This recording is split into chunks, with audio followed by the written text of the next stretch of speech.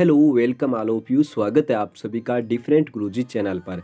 दोस्तों, इंग्लिश को हम स्टोरीज के माध्यम से और भी आसान तरीके से सीख सकते हैं और इसी आधार पर आज का हमारा ये वीडियो एक शॉर्ट इंग्लिश स्टोरी को हिंदी के अंदर कैसे ट्रांसलेट करते हैं इसके बारे में है। तो चलिए शुरू करते हैं। Once a farmer had 3 grown up sons. एक बार एक किसान के 3 बड़े बेटे थे। They always quarrelled among themselves. वे हमेशा एक दूसरे के साथ झगड़ते रहते थे। क्वेरल का मतलब होता है झगड़ना, अमंग का मतलब के बीच में। वे हमेशा एक दूसरे के साथ झगड़ते रहते थे। Their father advised them to live in peace. उनके पिताजी उनको शांति बनाए रखने के लिए या फिर धैर्य से रहने के लिए कहते थे। एडवाइज्ड का मतलब होता है सलाह देना या फिर कहना। लिव इन पीस का मतलब शांति में रहना। But it had no effect on them. लेकिन इस चीज़ का उन पर कोई असर नहीं पड़ता था। इफेक्ट का मतलब होता है प्रभाव या फिर असर। He was worried about their future. वे उनके भविष्य के बारे में बहुत चिंतित रहता था। फ्यूचर का मतलब आगामी समय या फिर भविष्य। वरीड का मतलब चिंतित, अबाउट का मतलब होता है के बारे में। वन डे और एक दिन the farmer fell seriously ill. और एक दिन किसान बहुत ज़्यादा बीमार पड़ गया। सीरियसली का मतलब होता है बहुत ज़्यादा या फिर गंभीर तरीके से। फेल का मतलब पड़ गया, इल का मतलब बीमार। किसान एक दिन बहुत ज़्यादा बीमार पड़ गया। He sent for his sons. उसने अपने पुत्रों के लिए बुलावा भेजा। He asked them to collect a handful of sticks. उसने अपने पुत्रों को कहा कि तुम मुट्ठी भर लकड़ियां लेकर आओ। हैंडफुल का मतलब होता है जितने आपके हाथ में आ सके। स्टिक्स का मतलब होता है छोटी लकड़ियां। Which they did at once. जिसे उन्होंने तुरंत ही कर दिखाया या फिर उन्होंने तुरंत इस काम को कर दिया। Did at once का मतलब पल भर में या फिर क्षण भर में। Collect का मतलब होता है एकत्रित करना। He tied the sticks into a bundle.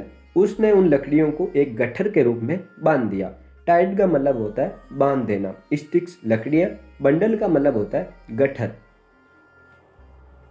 Now he asked them to break the bundle one by one. अब उसने अपने पुत्रों को कहा कि तुम एक एक करके लकड़ी के गट्ठर को तोड़ो। ब्रेक का मतलब तोड़ना, वन बाय वन एक एक करके।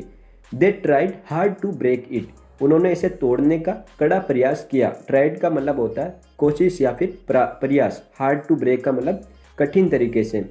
But none could. कुड का मतलब होता है कर सका। कैन का मतलब सकना, लेकिन कुड का मतलब कर सका। लेकिन उनमें से ये कोई नहीं कर सका। एट लास्ट और अंत में the farmer untied the bundle. और अंत में किसान ने लकड़ियों के गट्ठर को खोल दिया। अनटाइड का मतलब होता है खोल देना। And asked each of them. और उनमें से प्रत्येक को कहा। ईच का मतलब होता है प्रत्येक। To break each stick. कि एक एक लकड़ी को तोड़ो। They did so quite easily.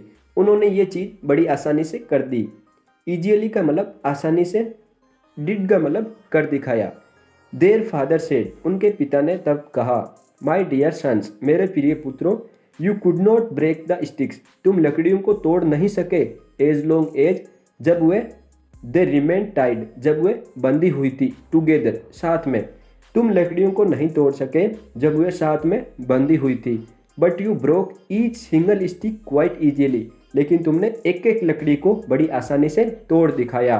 Single का मतलब होता है अकेली या फिर एकमात्र। They were strong in bundle. वे बंडल या गट्ठर के अंदर बहुत मजबूत थी। बट बिकेम वीक, लेकिन कमजोर बन गई। When separated from one another. जब वो एक दूसरे से अलग हो गई। सेपरेटेड का मतलब होता है अलग हो जाना। वन अनोदर का मतलब होता है एक दूसरे से। जब लकड़ियाँ एक दूसरे से अलग हो गई तो वे टूटने लगी। Never forget. हमें कभी भी ये नहीं भूलना चाहिए। That united we stand. कि हम जब एक होते हैं तो हम खड़े रहते हैं। And divided we fall. और जब हम बिखर जाते हैं या फिर अलग हो जाते हैं तो हम गिरने लग जाते हैं।